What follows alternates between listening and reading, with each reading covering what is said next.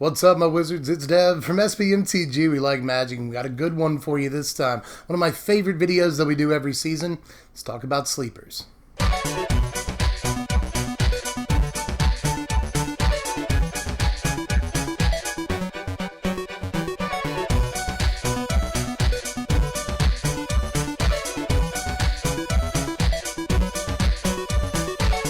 Well, I know why you're here. You want to talk about cards, so do I, so let's not dawdle. Let's go ahead and start the list with my number 10, Chamber Sentry. Well, I think the common line of thinking on this card goes something like, well, it's not Walking Ballista, so it must be fine, right? I wouldn't be so sure. I think that the fact that it isn't Walking Ballista is kind of tainting people's evaluation of the card. This is still something that can get to as big as 5/5. It's recursible, comes back over and over if you got the mana for it, and it doesn't actually have to attack to win the game, and it can just blow up creatures if it wants to. There's still a lot of good stuff about this card, and it could get even better once we have all the shock lands. The next, guild set is out. We have all the different guilds, all the lands for them, maybe even some more fixing than we already have now. So it really shouldn't be too hard for a 5-color deck to theoretically operate, or maybe even a 3-color deck that stretches a couple of colors just to get this card out of its graveyard. It's entirely possible, because this thing is actually really, really tough to deal with forever unless you exile it somehow, and if you don't deal with it forever, it really threatens to take over the game, and I'm totally serious. End of the day, all I'm saying is that this is a recursible form of creature and planeswalker removal if you need it to be, that can also attack for big chunks, so I wouldn't say it's a bad card. Now, number 9 this time around is Firemind's Research, a card that almost no one takes seriously, but I actually think there are a few applications for this card. What I like the most about it is that if you want to look at it this way, and I think it is the correct way to look at it, every spell you cast is half a card. It's worth half a card, worth a card advantage for every instant or sorcery you cast, and that is actually really, really good. Every second spell you cast is going to draw you a card, effectively, and that's actually fantastic. I don't know what's bad about that. Now, of course, it can also zap creatures and players for that matter, but I really think you're looking at the card wrong if you're focusing most on that ability. I don't think this is necessarily a finisher or anything, but if you want to see more cards in your opponent in a control matchup, this might be a good card in the sideboard for the mirror. So at least there's that application. But yeah, blue-red spells decks, blue-red control decks could always try to test a copy or two of this in the main to see if it's actually worth it. I think that Searcher Riscanta is probably the better 2-mana enchantment if you're going to be playing 2-mana enchantments that don't do much the turn you play them in a control deck. You don't usually want to do that, but by the time you have enough to both play this and still counter a spell, if you play this on turn 5 with 5 lands out, then, I think you're actually getting a lot of potential value out of it, because you still, in a control deck, are going to go another, 5, 6, 7 turns in that game at the very, very least. So you could potentially draw 3, 4 cards off of this in the long run, and I definitely think that's worth it. But let's take a look at number 8 here, Quasiduplicate, and I still do have some reservations about this card, but I think, by and large, the community's not taking enough notice of it.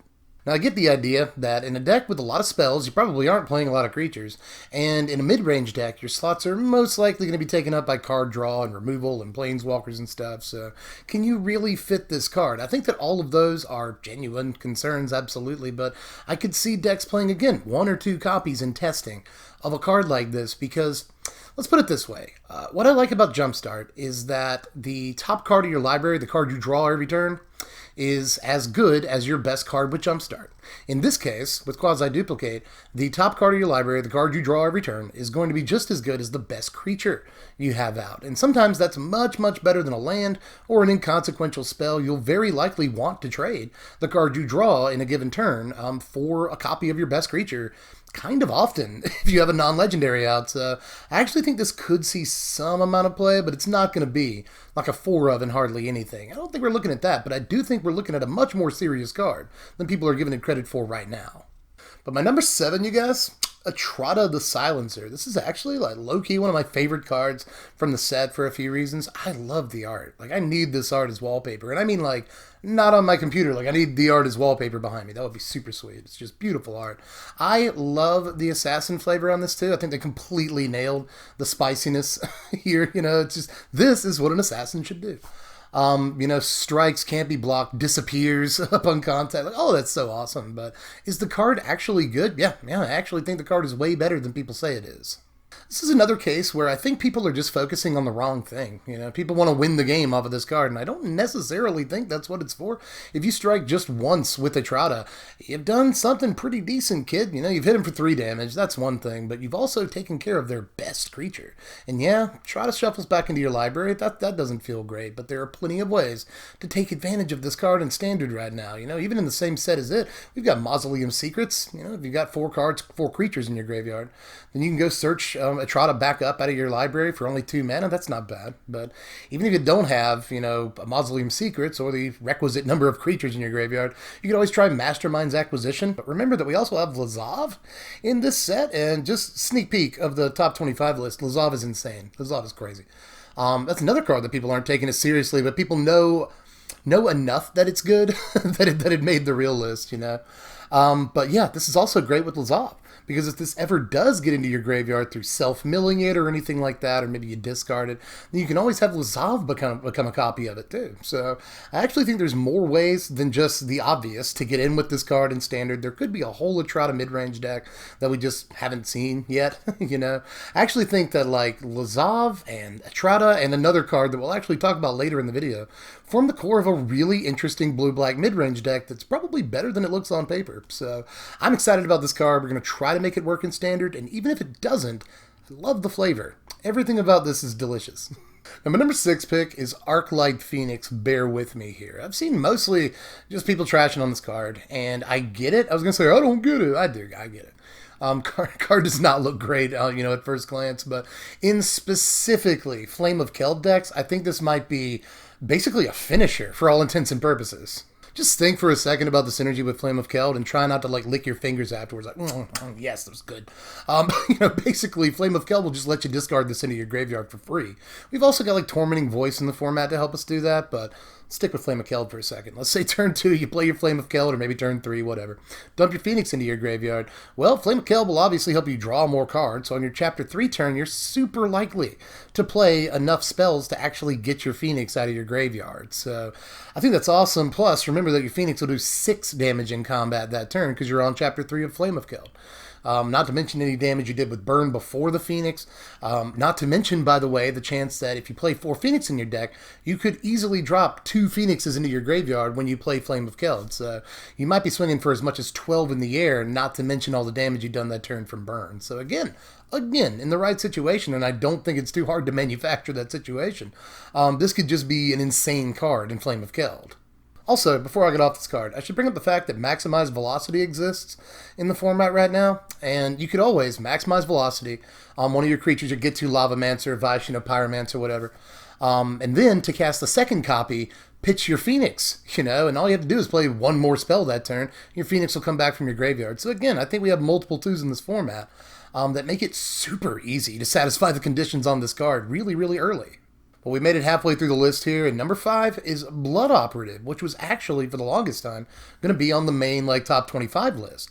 But I really don't think people are paying enough attention to it, so I switched it over to the Sleepers list. You know, when I first saw this, I figured it was a slam dunk to get a lot of attention, but it's crept its way down to like $1 right now. People are forgetting about this card because we're sort of overhyping a bunch of other cards right now that either deserve it or don't.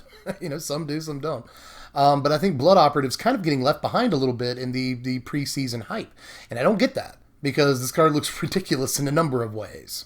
There are a lot of things I like about this card that I think push it pretty hard. You know, it's one of the only creatures left in Standard that can recur itself relatively easily. Again, there's tons of playable Surveil stuff in this format, so I don't think it's too hard to get this thing back. And it's one of the only creatures that can do it at a decent rate, and is fine to play in the first place, you know, just as a 3-mana 3/1 lifelink. It's got a hate ability. You know, it hates on itself. You know, Blood Operative can remove other Blood Operatives from graveyards, which might be relevant for all I know. But, you know, this also gets rid of Jumpstart cards and creatures if they care about Undergrowth or whatever. Like, there's a lot of cool stuff you can do with that graveyard hate ability, too. So there's just so much stretch on this card. I don't know that it's the new Scrap Heap Scrounger or anything, but it can block. Usually creatures like this can't. But it might not be the new Scrap Heap. But again, it's one of the only creatures we have in Standard that can profitably recur itself at a decent rate, so I expected to see some amount of play. But here we are at number 4, which is Thief of Sanity. Now, I got some gripes about the card, don't get me wrong. The problems with the card are the same problems that exist with every creature that needs to survive for a turn to actually get you value in standard. This will die to a shock. Before you ever get to even attack with it, some of the time. It'll die to a shock the second after you play it occasionally. So that happens, things die to removal, and this might not create any value for you. But if you just look at what's in the text box, and consider that this is 3 mana and it has evasion, it's a relatively low-costed creature, it's got an evasive ability. If this does survive a turn and actually get through for combat damage, it almost ends the game.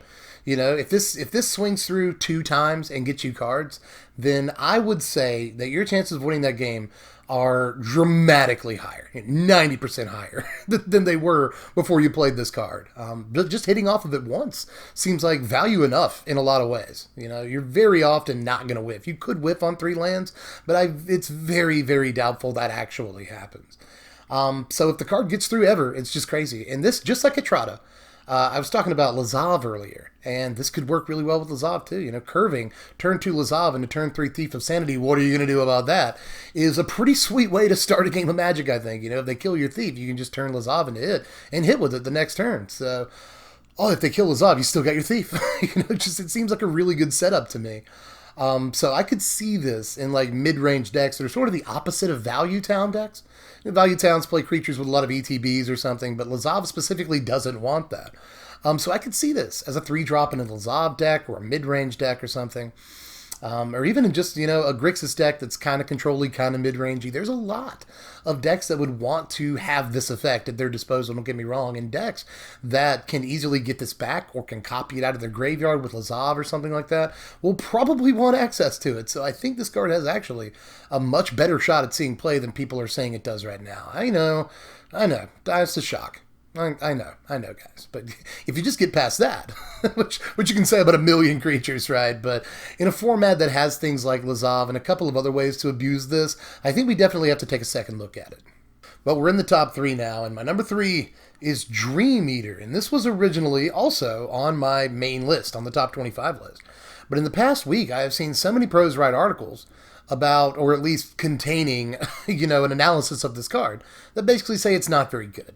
And I'm not the player that most of these players are, so let me just put that on Front Street right away. But I think most of them are wrong. A lot of them compared this card to Torrential Gearhulk, say this is no Torrential Gearhulk, but the thing is, I don't think it needs to be to see a fair amount of play.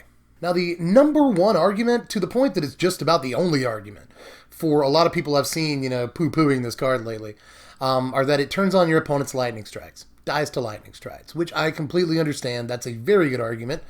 Sir or madam, you're absolutely right. It does die to lightning strike. But it's also completely instant speed. You don't have to play it until you can back it up. Control decks have that luxury, in case you forgot. It takes some turns, but you can just play this with backup. When you do play it, even if they do lightning strike, and I think this is the important part, I think so, buddy, so listen up. Even if they do lightning strike it, still got you so much value. It got you Surveil 4. You definitely got a great card on top of your library. You fixed your draw like crazy with Surveil 4. You might have dumped a bunch of, important stuff in the graveyard. You dumped a Chemister's Insight in the graveyard, and you return any non-creature permanent, any non-land permanent, which could include Teferi or whatever, just that is so much play on one card. I wouldn't want to play an instant speed spell that was like Surveil 4 and then, bounce a permanent. I don't know that I'd want that, but I would want a 6-mana body that had that effect. And that's exactly what this is. It's a body that ends the game in a few bites. It's relatively big. If there's no other creatures on the battlefield, then this is a fast way to end a game. And don't forget, by the way, the point of bouncing whatever permanent you bounced is to counter it next time they play it. So in some ways, given if you have a counterspell in your hand, which you can easily arrange with the Surveil 4, keep in mind, then you'll be able to counter whatever you bounced very easily. So I think that there are just so many good things about this card that I kind of don't care that it turns on the opponent's lightning strike, because in that case, we have bounced one of their permanents, We have fixed our draw step. We have fueled our search for his Kanta. We have maybe put a Chemister's Insight into the graveyard. You know, there's just so much that we've done, even if we lose our Dream Eater, and it cost them a card, by the way. So just, yeah, I don't know what the problem. I think Dream Eater is an amazing pseudo control finisher in a lot of ways, and I think this probably will end up in a deck or two. But all the way up here at number 2, I've got Risk Factor. This is like subtly, again, low-key dog, like one of my favorite cards in the entire set. And I think this thing, in a way, makes an entire deck real. You know, I think Counterburn is a much better deck than people think it's going to be. Everyone's like, oh yeah, Counterburn exists, but is it good? I think it is. I think it absolutely is. You know, thanks to this and Ionize, the counterspell that does 2 damage to them. I think that the deck has a lot of like cornerstone pieces. You know, we've got Shock, Lightning Strike, possibly Wizard's Lightning, possibly Banefire, you know, but definitely Ionize in this card. And I think that they just form the core of what's going to maybe be a really powerful deck. I've already talked about Turbo Fog and how weak that deck is to both control and burn. So if you put those two concepts together, seems like a pretty good way to beat Turbo Fog. And it even seems like a good way to beat other control decks for that matter. So I'm really excited to get in the lab with that deck. We've already got it like sort of built, drawn up on paper, but I haven't gotten any sort of lab interaction with it at all yet. But I do have high hopes for it, and this card will be a huge part of it. People are undervaluing the instant speed. A lot of talk on this card has been about Jumpstart. People are like, well, Jumpstart makes it better than Browbeat. Yeah, it does. Those people are absolutely correct, but those people aren't talking enough about how good the instant speed is. You can just burn this at the end of your opponent's turn, give them a really hard decision to make, and if you happen to have 3 more mana lying around, it's only 6 mana, and another card to cast this again, at the end of your opponent's turn. So that's crazy. They either have to take 8 or let you draw cards at least one of those times.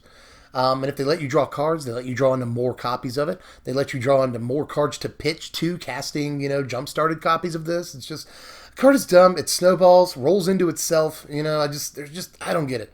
I don't get why nobody else sees it. I think the card is very, very real and will have an impact. Now, before we get to number 1, I do have a couple of honorable mentions I want to talk about real quick. You may have noticed I didn't do them at the beginning of the video, so you're like, oh no, Dev's not doing honorable mentions. I'm just saving them until now because I want to run through them real quick. First of all, there's Bounty Agent, which I just think is a really playable card. This is an obvious sideboard card that's probably going to see 2 or 3 or maybe even 4 of sideboard play in certain decks. So I just want to bring that up. No one's talking about Bounty Agent, and the people that are talking about it are like, nah, that's fine. This card is very good. This is a very good sideboard card. But my real honorable mention this time is Guildmage's Forum. I think this is the definition of a sleeper. As, these Guilds of Ravnica sets get released, we get more and more gold cards, more multicolored creatures. This card will only get better and better. It's at least decent in multiples, too, because in the late game, you can just throw, an extra 2 +1/+1 counters on a multicolored creature that you're playing, and that is decent value. And as a matter of fact, just throwing an extra +1/+1 counter on like a Nicol Bolas or a Tajik Blade of the Legion or something like a Lazav, whatever, is actually not bad at all. So, just that little bit of extra value might actually make this card a lot more playable than people think it is right now. There's a lot to be excited about in this set, so it doesn't surprise me this card's kind of passing people by, but I could easily see this card be an actual fixing tool and something that gets people value in the form of bigger creatures a lot in this format. Here we are, guys. We finally made it. Number 1 on my sleepers list is Underrealm Lich. Definitely. That thing looks filthy, right? Just remember that the last time we had a difficult-to-kill 5-drop in Standard, it took over the entire format for a number of months, and I'm not saying this is the Scarab God, but it still gives you a ridiculous amount of value if you're actually able to untap with it on the battlefield, which isn't too hard if you have the life to spare. So it's very likely that if you have the life to spare, you'll untap with this on the battlefield, at which point it will just start getting you all the value in the world.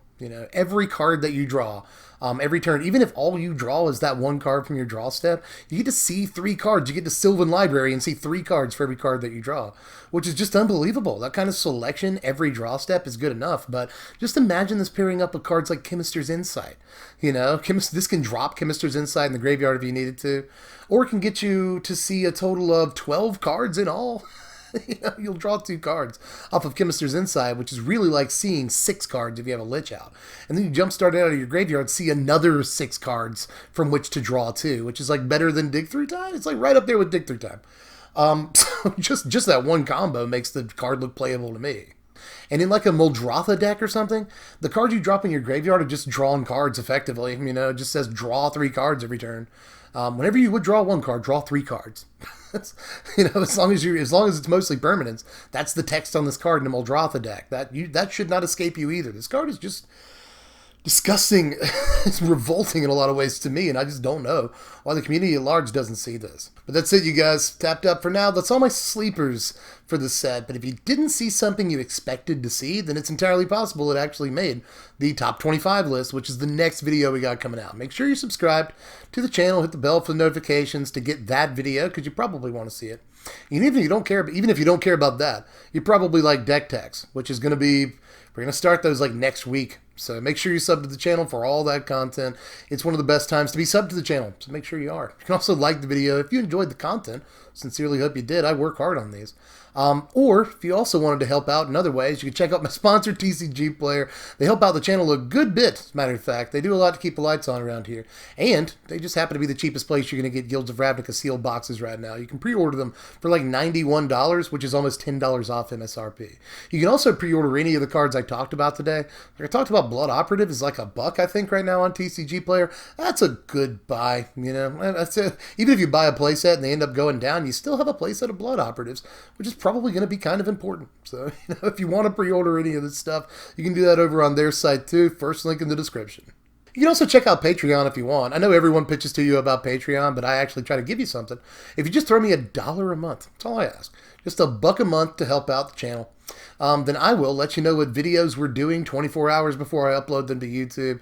I'll let you participate in polls as to, you know, determining what decks you want to see first this Deck Tech season. That's pretty cool. So there's a lot of value at the $1 slot. Just check out the link in the description, go over to Patreon, and shoot me $1 American a month. But with that, I think I'm officially done, you guys. Ziggy's getting restless, if you can't tell. He's a good baby, though. In any case, pretty sure I'm tapped out for this one, so I'll catch you cats later. I'm Deb from The Place. Thanks for watching, my wizards. Spread love and be kind.